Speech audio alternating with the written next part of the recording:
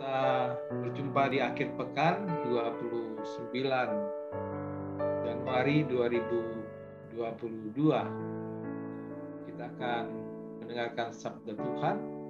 Mari sebelum kita mendengarkan segala sesuatu, kita berdoa.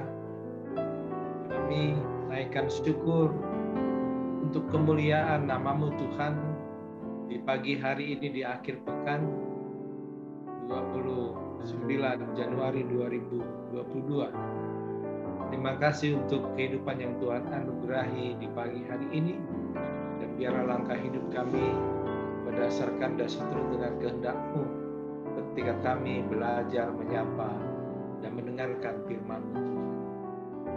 Bimbing kami dengan kuasa Roh Kudus-Mu, dalam nama Yesus Kristus kami naikkan syukur kami hari ini.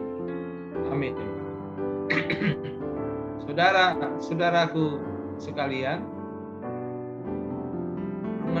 renungan kita di akhir pekan 29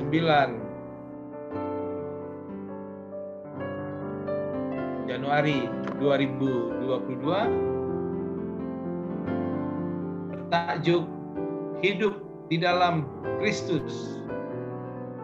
Teks bacaan diambil dari surat Roma 8 ayat 1, terjemahan baru Lembaga Alkitab Indonesia, berbunyi demikian. Demikianlah sekarang tidak ada penghukuman bagi mereka yang ada di dalam Kristus Yesus. Saudara-saudaraku sekalian, pernahkah kita mengalami situasi yang membebaskan kita? Misalnya, pernyataannya mengatakan Anda bebas. Kita misalkan perkataan itu sampai kepada kita sebelum kita dihukum mati misalnya. Mungkin mengucapkan sepatah kata pun kita tidak akan sanggup, karena perasaan yang bercampur aduk, apakah itu senang, terkejut, seolah-olah kita tidak akan mungkin, atau siapa yang boleh membebaskan kita. Mungkin kita membisu karena tidak tahu harus berkata apa, dan perkataan tersebutlah yang disampaikan nas hari ini kepada orang-orang yang sungguh-sungguh percaya Anda bebas. Saudara-saudaraku, bebas dari hukuman merupakan hal yang amat menggembirakan. Tetapi tidak akan berguna sama sekali ketika kebebasan tidak dipakai untuk perubahan yang lebih baik.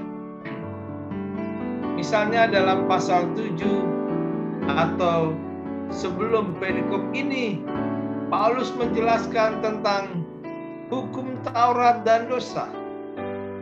Paulus menjelaskan bagaimana orang-orang yang telah dibaharui Kristus tetapi masih kurang menyadari tentang kebenaran anugerah Kristus.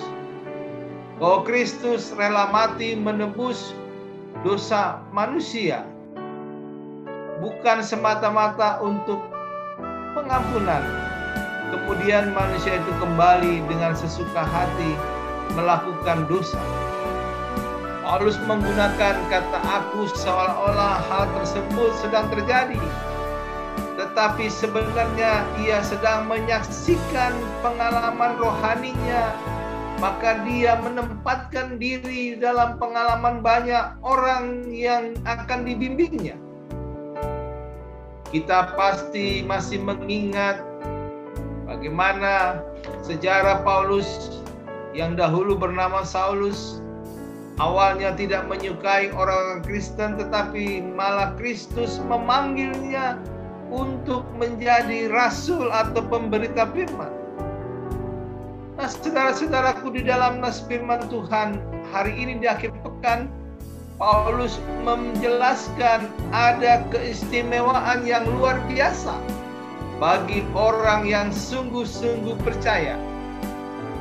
Demikianlah sekarang tidak ada lagi penghukuman bagi mereka yang ada di dalam Kristus Yesus. Ini merupakan jaminan yang sangat besar.